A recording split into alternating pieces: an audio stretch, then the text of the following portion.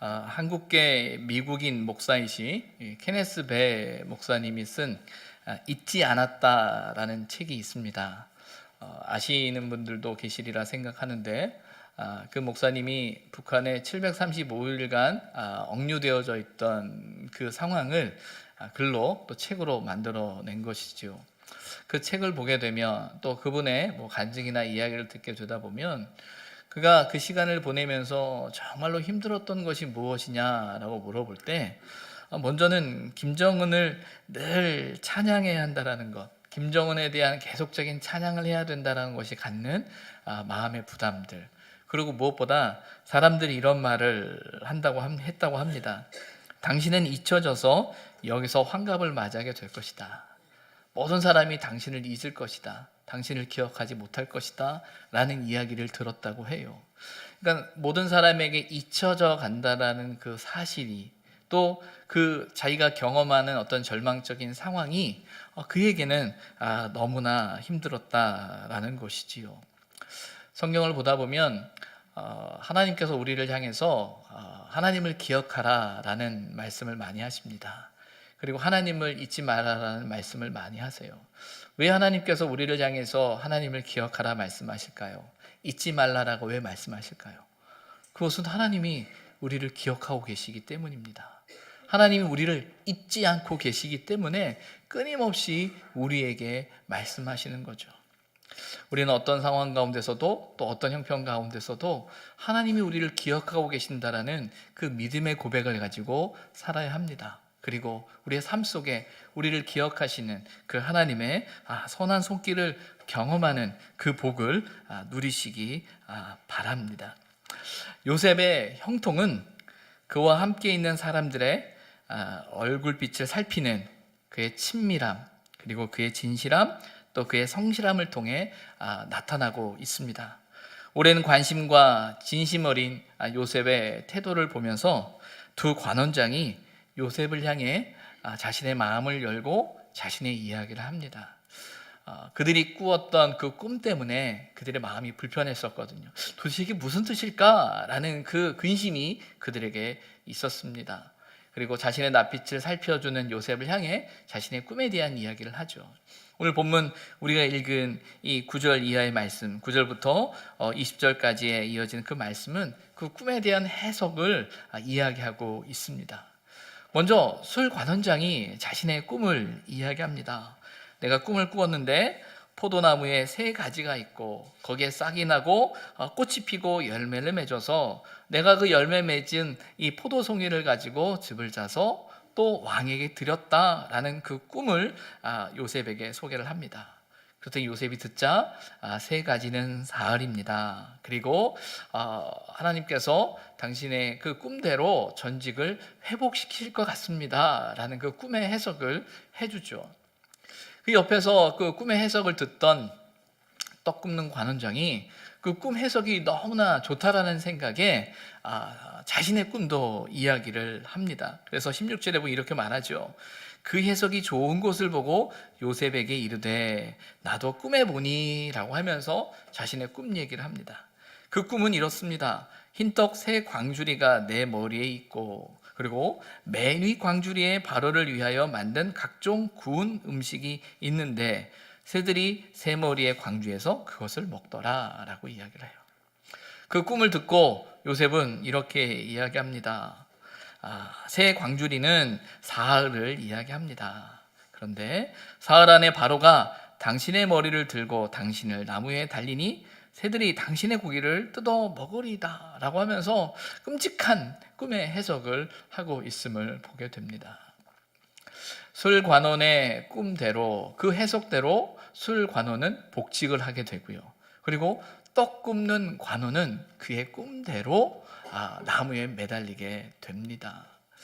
어떤 면에서 이 요셉의 꿈의 해석을 이렇게 보면서 요셉의 해석대로 꿈의 해석대로 되어졌구나 라는 생각을 우리는 갖게 되죠. 우리는 종종 요셉을 설명하면서 요셉은 꿈의 사람이다 라고 이야기를 하고 있고, 또 요셉은 꿈을 해석할 수 있는 능력을 가지고 있는 사람이다 라고 이야기합니다. 그래서 꿈을 설명하면서 요셉은 꿈에 대한 능력을 가진 사람이다 라고 우리는 그를 보죠. 그런데 하나님께서 그에게 허락하신 것은 꿈이라는 것을 통해서 그의 삶을 이끌어 가시는 것처럼 보이시지만, 궁극적인 것은 하나님의 능력이 요셉이란 사람을 통해서, 요셉의 꿈을 통해서 나타나고 있음을 우리는 놓치지 말아야 합니다. 그런 의미에서 요셉의 그 꿈은 그의 능력이 아니고요, 하나님이 사용하시는 도구요 장치라는 사실을 우리는 기억해야 한다는 거예요. 꿈의 해석은 요셉을 술관원을 만나게 하셨을 뿐만 아니라 바로를 만나게 하는 연결고리가 되죠. 그리고 그 연결고리라는 것은 요셉이라는 인생 속에서 하나님의 선한 뜻을 이루어 가고자 하는 하나님의 뜻이 있음을 우리는 기억해야 한다는 겁니다. 프로이드는 꿈에 대해서 이야기를 하면서 무의식의 반영이다라는 그 학문적인 설명을 합니다. 나름의 학설이겠죠. 그가 생각할 땐 꿈이라는 건 우리가 가지고 있는 무의식들, 우리 마음속에 가지고 있는 소원들, 기대들, 생각들이 꿈으로 나타나고 꿈으로 반영되어지는 것이다 라는 거예요. 그래서 꿈의 동기는 우리의 소망이고 우리의 기도고 또 우리 마음속에 기대하는 어떤 그것이 꿈으로 나타나는 것이다, 우리의 생각이 꿈으로 나타나는 것이다 라고 이야기를 합니다. 그래서 꿈을 꾸는 것을 이렇게 보면서 저런 꿈을 갖고 있구나, 또 저런 꿈이 왜 이렇게 생각이 됐지, 왜 이런 꿈을 꿨지 라는 생각을 하면, 자세히 생각해 보면 사실은 내 마음속에 생각하고 있는 그 무엇의 반영일 수 있다는 거예요. 종종 교인들께서 어떤 꿈을 가지고 저희 교육자들을 찾아오시는 분이 있어요. 목사님, 제가 이런 꿈을 꿨어요. 근데 속으로 말은 못하지만 저도 제가 어젯밤에 꿈을 모르겠는데 남의 꿈을 제가 어떻게 압니까? 라는 생각을 속으로 갖곤 합니다. 그러니까 무언가 꿈을 꿨는데 이게 뭔가 메시지가 있는 것 같고 뭔가 어떤 해석이 필요한 것 같고 나름 어떤 영적인 의미가 담겼을 것 같아서 목사님께 물어보면, 목사님께 찾아와서 말씀을 드리면 성경의 요셉이 꿈을 해석하듯이 목사님도 그렇게 꿈을 해석할 수 있지 않을까라는 기대를 가지고 오시는 것 같아요. 근데 사실은 우리가 꿈에 대한 어떤 생각을 가지면서 거기에 매이는 것은 우리도 모르게 그 하나님의 일하심과 섭리하심이라는 것보다 내가 느끼고 내가 생각하고 내가 기대하는 것에 더 우리의 마음을 빼앗길 때 우리가 그렇게 흔들리는 것 같아요. 간혹 예전에 어른들이 이런 얘기를 하셨던 것 같아요.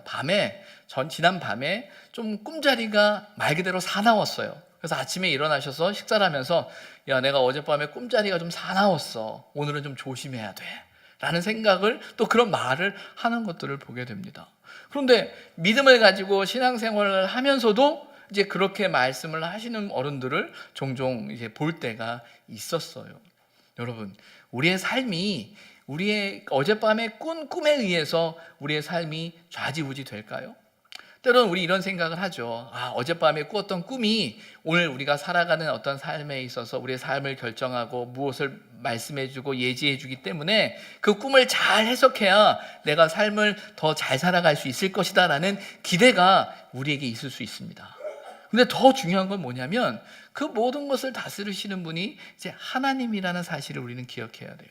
그래서 설령 어젯밤에 우리의 꿈이 혹 내 마음을 불안하게 하고 염려하게 하고 걱정하게 한다면 우리가 하나님 앞에 다시금 하나님의 평안으로 채워지기를 우리는 하나님 앞에 기도할 수 있어야 됩니다.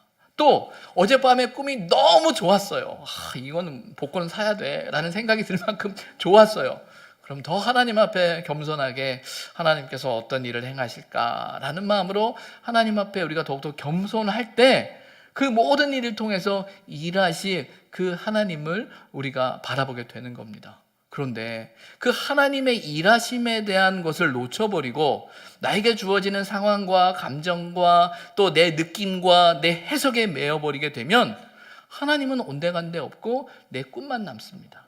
그리고 그 내 꿈이라는 것으로 포장되어진 내 생각과 내 의지만 남습니다. 그래서 절대적으로 자기 생각과 자기 논리와 자기 가치와 자기 기준으로만 계속 생각하다 보면 어떤 사람은 그 불안에 계속 빠져들어가요. 불안에 꼬리를 물고 염려하고 걱정하는 곳에 계속 빠져듭니다. 그리고 어떤 분들은 자기가 생각하는 그 논리에 맞춰서 그것을 무조건 긍정적인 생각을 가지고 계속 풀어가는 사람들도 있어요. 근데 다 듣다 보면 어떤 거냐면 하나님의 행하신다는 어떤 믿음의 출발부터 되어지는 것이 아니라 자기의 느낌, 자기의 생각, 자기 감정, 또 자기 나름대로 자기 주변의 상황을 해석하는 그 관점 속에서 모든 것을 풀어가기 시작한다는 겁니다.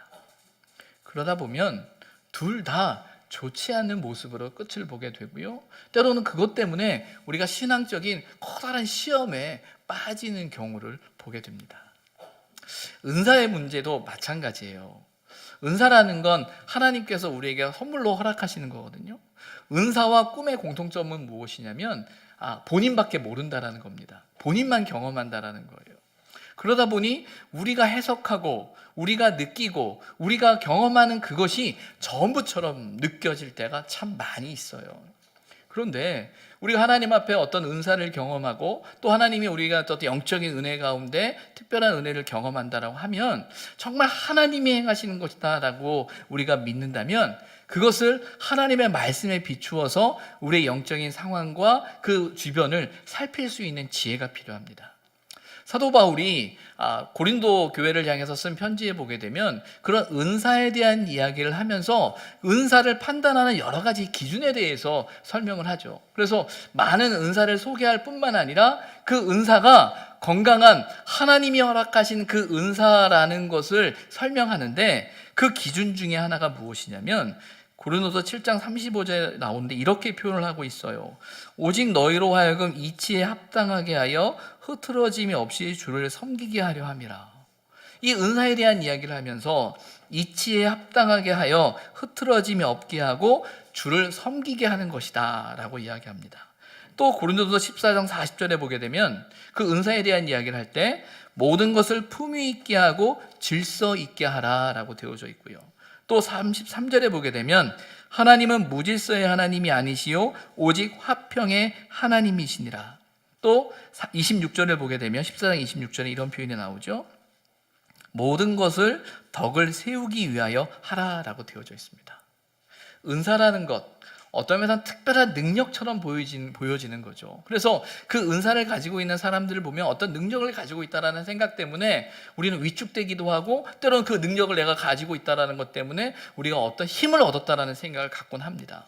그러나 여러분, 은사는 궁극적으로 나를 위한 것이 아니에요. 교회와 공동체와 하나님의 일을 위해서 우리에게 허락되어지는 거라는 거예요. 그러면 나에게 주어지는 어떤 은혜들이, 은사들이 그게 건강한 건가 바르게 되어지는 건가라는 걸 판단하는 것은 우리의 감정과 상황과 우리 주변에 일어나는 사건이 기준이 되어져서는 안 됩니다. 절대적으로 하나님의 말씀 앞에서 기준되어져야 하는 거예요.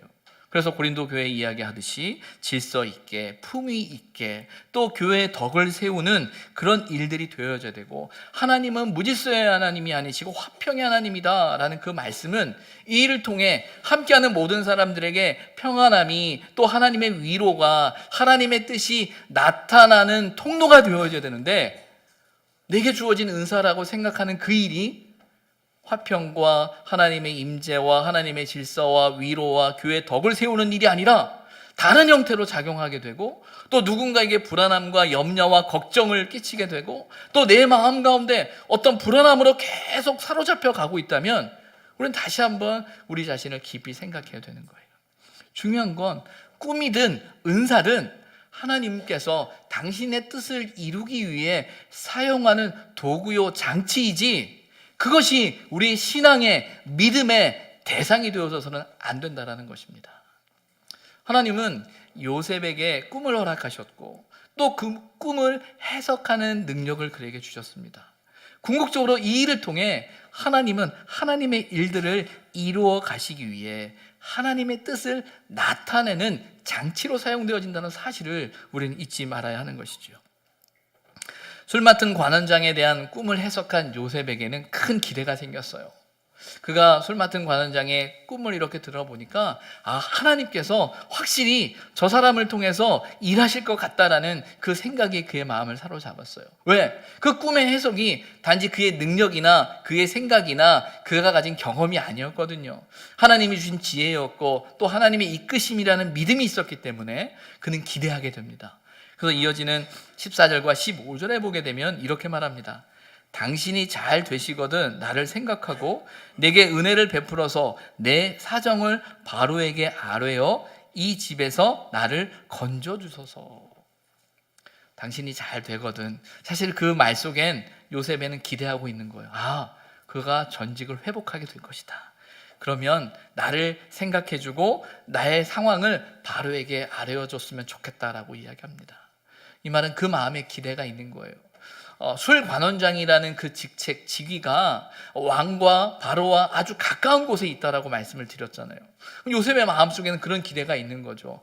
술 관원장 정도 되면 내 형편을 바로에게 아뢰서 내가 지금 이곳에 있는 것이 어떤 죄 때문에 있는 것이 아니라는 것을 내 형편을 이야기해 줄 수 있는, 그리고 이 문제를 해결해 줄 수 있는 사람이라는 기대를 갖고 있는 것입니다.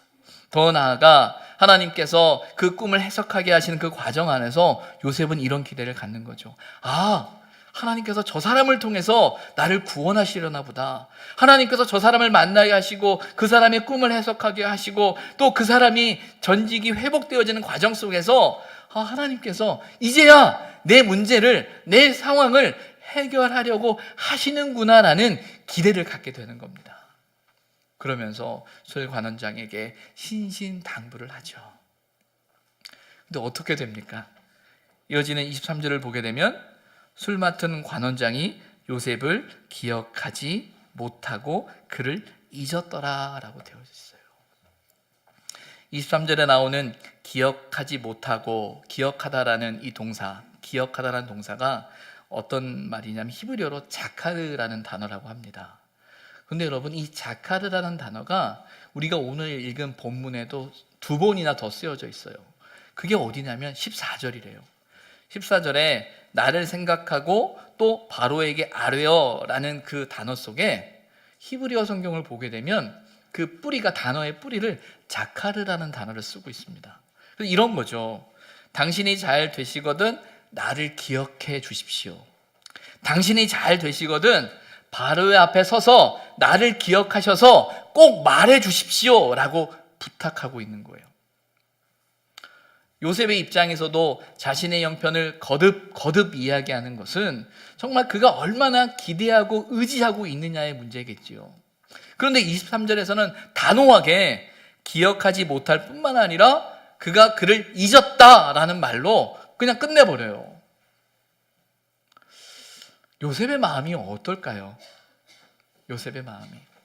우리가 37장부터 요셉의 이야기를 계속 보고 있는데 요셉에 있어서 오늘 본문에 이르기까지 커다란 사건이 나옵니다. 형들에게 있어서 팔려진 사건, 그리고 또 그가 종으로 가서 보디발의 아내의 모함에 빠져서 옥살이를 하는 사건, 그리고 오늘 그 술 관원장에 대한 기대를 가지고 있었는데 잊혀지는 사건, 이 커다랗게 3가지 사건을 이렇게 볼 때 무엇이 요셉을 더 큰 실망과 아픔과 고통 가운데 빠뜨렸을까요? 물론 상황적으로 본다면 형들에게 팔리는 그 일이 그의 마음속에 너무나 큰 사건이었을 겁니다. 그런데 형들에게 팔린 일이나 또 보디발의 아내의 모함 가운데 빠진 그 상황은요, 나름 자기를 위안할 수 있는 것이 있어요. 그게 뭐냐면 갑작스럽게 당하는 일이고 자기 잘못이 없는 거고, 더 나아가서는 그 마음에 어떤 기대도 없는 상황이에요. 그리고 보디발의 아내에게서 모함을 당하는 상황 안에서는 비록 어려운 일이지만 그 스스로 위로할 수 있는 건 뭐냐면, 그래, 내가 주인에 대한 신의를 지켰을 뿐만 아니라 하나님 앞에 내가 죄를 짓지 않았어 라는 어떤 그런 마음이 그를 스스로 위로할 수 있어요. 그런데 오늘 당하고 있는 그가 잊혀졌다라는 이 상황 앞에서는 그는 몹시 절망했을 겁니다. 왜 그러냐면 그는 기대했거든요. 이 일을 통해서 하나님의 일이 될 것 같아. 하나님께서 이렇게 하실 것 같아. 하나님께서 이 사람을 통해서 나에게 은혜를 주실 것 같아 라는 그 기대가 있는 거죠. 교우들을 만나서 이렇게 이야기를 나누고 때로는 기도 제목을 듣다 보면 어떤 기대를 이야기하실 때가 있어요. 이렇게 될 것 같고요, 이렇게 되기를 소망하고 있습니다. 그 기대대로, 그 소망대로 되기를 함께 기도하는데, 때로는 그런 기대를 했는데 그 기대대로 되어지지 않는 경험을 할 때가 있죠. 그때 느끼는 절망감, 그때 느끼는 좌절, 그때 느끼는 그 아픔은 생각보다 커요. 특별히 하나님 앞에 기도하고 하나님의 뜻이라고 믿고 하나님의 인도하심이라고 믿고 모든 상황이 그렇게 되어지는 것처럼 보여져서 그렇게 기대하고 기다리고 인내하고 여기까지 왔는데 전혀 다른 결과가 딱 내 눈앞에 펼쳐진단 말이에요. 그때 느끼는 이 절망감이라는 건 말로 다 표현할 수 없는 거예요. 그런 면에서 아마 오늘 요셉이 당하는 그 절망이라는 것, 이젠 끝이구나, 더 이상 소망이 없구나, 도대체 왜 나에게 이런 일이 있는가 라는 그 상황 안에 깊이 빠져들 수밖에 없는 그런 모습을 오늘 본문을 통해서 발견하게 됩니다. 그런데 여러분, 왜 술관원장이 요셉을 잊었을까요? 왜 성경은 그가 요셉을 잊었더라라고 이야기할까요? 아니, 이만하면 요셉을 좀 기억해야 되는 거 아닙니까? 이만하면 바로에게 바로 이야기를 해서 요셉이란 사람이 있는데 이 사람이 이만저만 합니다 라고 하면서 그가 기대했던 것처럼 그 일들을 해결해주고 그 상황을 바꿀 수 있는 기회가 된다면 얼마나 좋았을까요? 요셉은 잊혀짐의 더 깊은 고통, 상처를 경험하고 있습니다. 왜 이럴까요? 이 이야기가 요셉만의 이야기일까요? 아마 우리가 살아가는 그 삶 속에서 누구나 요셉이 경험하는 이 잊혀짐의 아픔을 기대했는데, 기다렸는데, 그렇게 될 줄 알았는데 라는 어떤 그 기대가 무너지는 그 아픔을 누구나 크고 작게 가지고 있으리라 생각합니다. 왜 이럴까요? 왜 이런 일이 우리에게 있을까요? 이런 일을 바라보면서 그 속에서 하나님의 뜻이 있을까? 정말 하나님이 살아계신 걸까? 하나님이 일하고 계시는 걸까라고 우리는 정말 그 하나님을 다시금 붙들고 믿을 수 있을까요? 우리는 본문의 말씀 속에서 거기에 숨겨진 하나님의 뜻을 찾아야 할 것입니다. 히브리서 10장 36절에 보면 이런 말씀이 있어요. 너희에게 인내가 필요함은 너희가 하나님의 뜻을 행한 후에 약속하신 것을 받기 위함이라 라고 말합니다. 우리에게 인내가 필요하대요. 왜 인내가 필요하냐면 하나님의 뜻을 행한 후에 약속하신 것을 이루기 위한. 하나님은 요셉을 통해서 하나님의 일들을 이루어가기를 원하십니다. 요셉의 삶을 통해 그 영혼을, 그 삶을 만지실 뿐만 아니라 하나님의 뜻이 이루어지고 있는 것이죠. 하나님의 뜻이 무엇입니까? 요셉을 통한 이스라엘 백성의, 이스라엘의 가족들의, 또 이스라엘의 구원을 생각하고 계시는 거죠. 창세기의 말씀을 보다 보면 특별히 아브라함 이후에 나오는 그 등장하는 인물들의 사건 속에서 끊임없이 똑같이 반복되어지는 하나님의 뜻은 무엇이냐면 철저히 하나님 당신이 하시겠다라는 겁니다. 아브라함에게도요, 이삭에게도요, 야곱에게도 하나님이 똑같이 말씀하시는 것은 내가 한다라는 겁니다.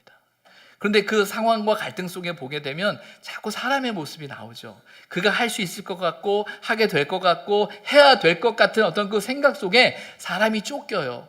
그래서 그렇게 그 일을 합니다. 그런데 그 일이 도리어 문제 가운데 빠지게 되죠.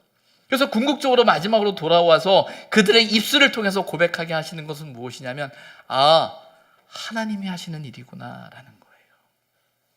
오늘 본문도 마찬가지일 겁니다. 요셉의 생각 속에는 이 일은 반드시 하나님의 일이고 하나님이 이때에 이 일을 이루실 거라고는 믿었을 거예요. 그러나 그렇게 되지 않았어요. 절망합니다. 왜 그렇게 하셨을까? 그것은 바로 하나님께서 그의 인생 가운데 하나님의 일을 행하시고자 하시는 것을 다시금 말씀하시는 겁니다. 사람에게 잊혀질 때 하나님께 기억되어질 수 있습니다. 이것이 우리의 믿음의 고백이라면 잊혀지는 것 또한 하나님의 뜻이라고 고백할 수 있어야 한다는 거예요. 왜 잊혀지는 것 또한 하나님의 뜻이라고 고백할 수 있는지 아십니까? 우리가 믿는 하나님이 결코 저와 여러분을 잊지 않으시는 분이기 때문이에요. 우리를 잊을 수 없으신 분이신데 그분이 우리를 잊는 것처럼 보여주시고 잊는 것처럼 그 일이 벌어진다면 그 잊혀짐에도 하나님의 뜻이 있다라는 믿음이 저와 여러분에게 필요한 겁니다. 우리가 앞서 계속 읽어왔던 창세기의 말씀 중에 이 자카르라는 기억하다라는 단어가 쓰여진 본문이 있습니다. 그게 어디냐면 창세기 8장이에요. 창세기 8장 1절에 나오는데 하나님이 기억하사라는 말씀이 나와요. 그 배경은 우리가 아는 것처럼 노아의 방주 이야기입니다. 하나님께서 그 노아의 홍수 심판을 통해서 모든 사람을 다 죽이게 되죠. 심판하시게 되죠.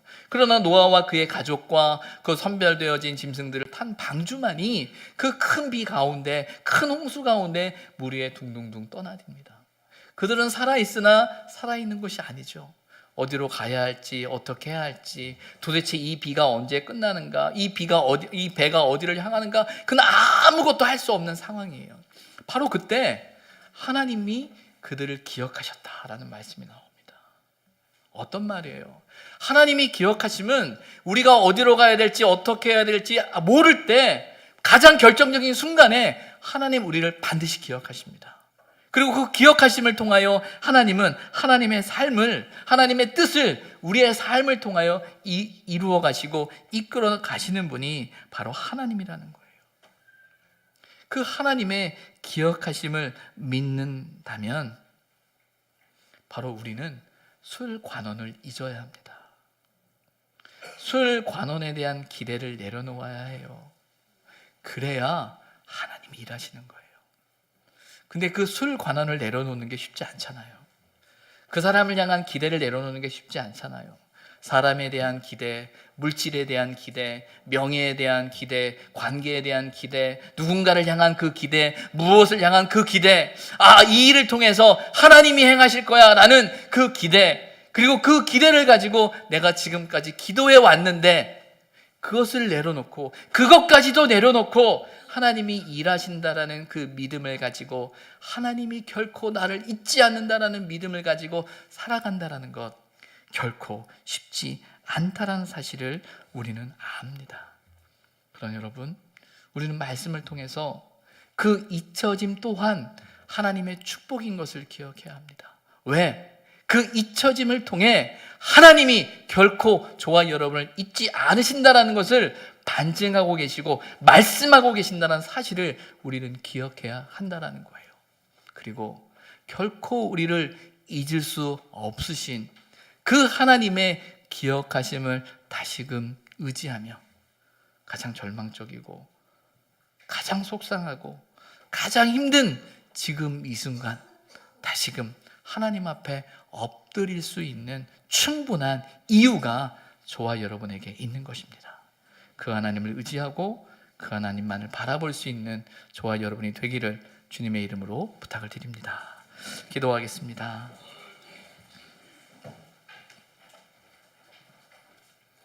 모든 사람은 우리를 잊어도 하나님은 결코 우리를 잊지 않으심을 다시금 고백합니다. 낙심과 절망 가운데 있는 상황이지만 우리를 기억하시고 인도하시는 그 하나님을 다시금 바라보게 하시고 그 하나님만을 의지하며 나아가는 믿음의 삶이 되게 하여 주옵소서. 예수님의 이름으로 기도드립니다. 아멘.